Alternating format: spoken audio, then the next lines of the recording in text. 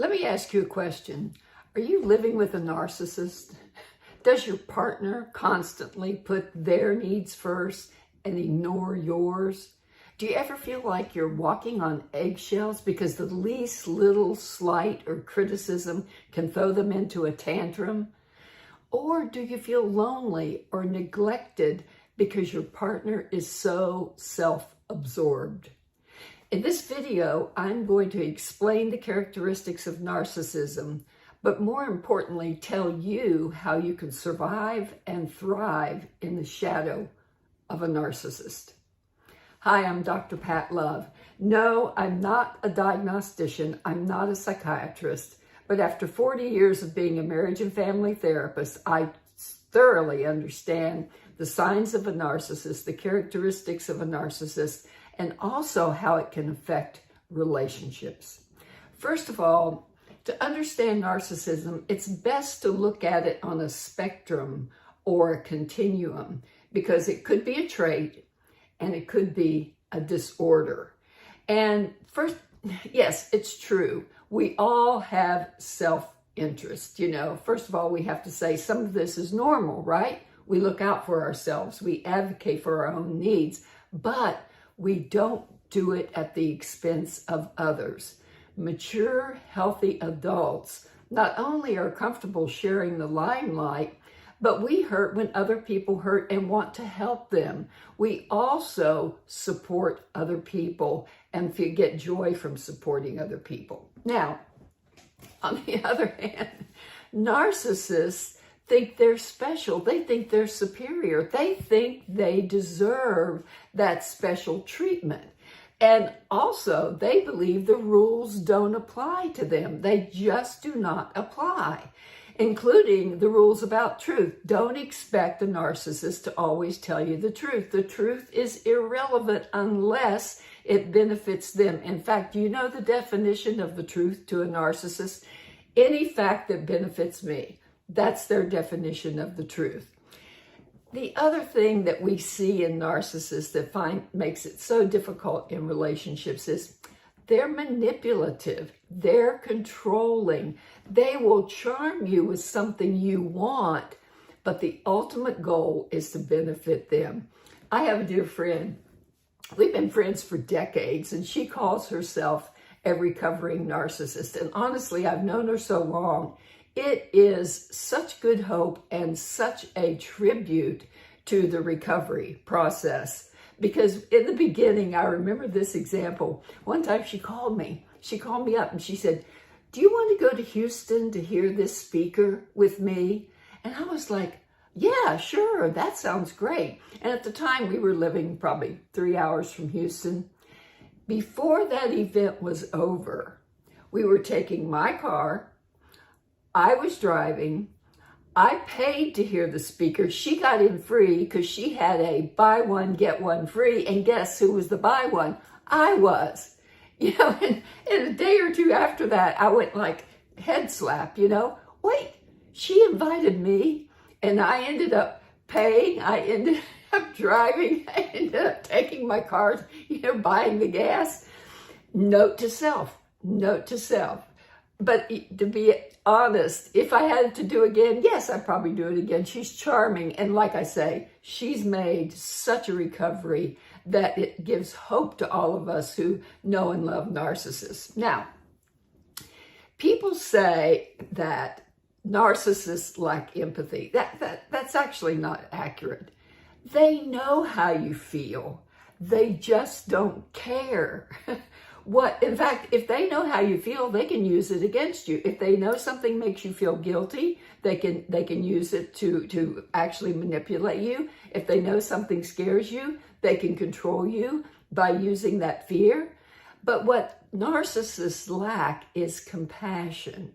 Compassion is not just knowing how someone feels, but it is the desire to ease suffering. And this lack of compassion is what enables them to hurt other people while they're meeting their own needs. But if we had to say, well, what is the other classic sign of narcissism? Yes, they're arrogant. Yes, they look after their own needs, but it is their unending need for praise. And the narcissist is like a cup with a hole in the bottom. You just have to keep pouring it in, pouring it in, pouring it in, and it never fills up. And of course, the slightest, if you stop pouring, it's like they can go into a rage because they have that constant need for praise. Now, at this point, I'm going to stop because look at what we're doing.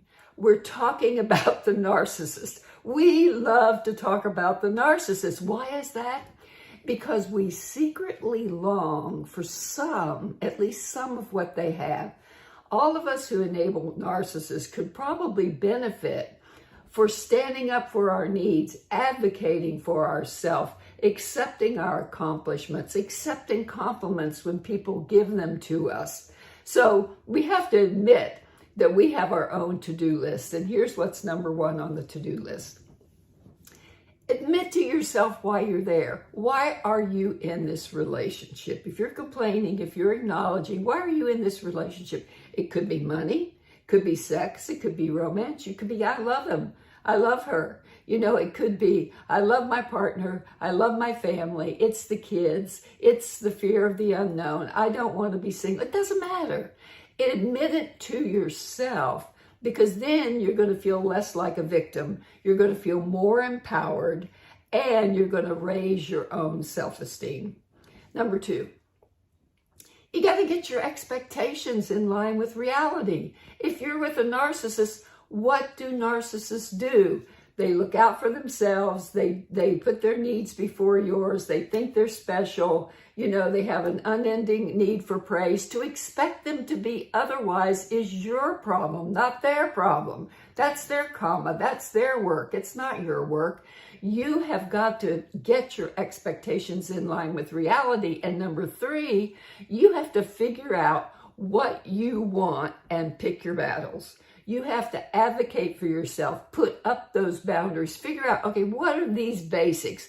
What are the must-haves in this relationship? And you just act like a broken record. You act like a dog with a bone, and you stick to it. You stick to it and set your boundaries, and this will raise your self-esteem. And ultimately, the narcissist might secretly, and will probably secretly, admire you. They really do have to admire you. Now, here's one more thing. Living with a narcissist can be exhausting. So you have to pay special attention to getting support, leaning on support, and practicing self-care, because it can wear you out. It can wear you out. Another one is you have to realize and put their criticism in context, not take criticism of you from them too seriously, because narcissists often put other people down to lift themselves up. You have to put that in context. Last but not least is you got to have zero tolerance for abuse, emotional abuse, physical abuse. That's where you call for help. It's not a course. You've got to reach out for professional help. You just don't tolerate that. If you like these videos, if you like these tips, check out my course, Waking Up in a New Marriage. And I've also written an ebook that will really help you understand narcissism a whole lot better. That's called 5 Forces Destroying Relationships. And again, I always thank you for listening and watching. To get more relationship advice, check out this video next.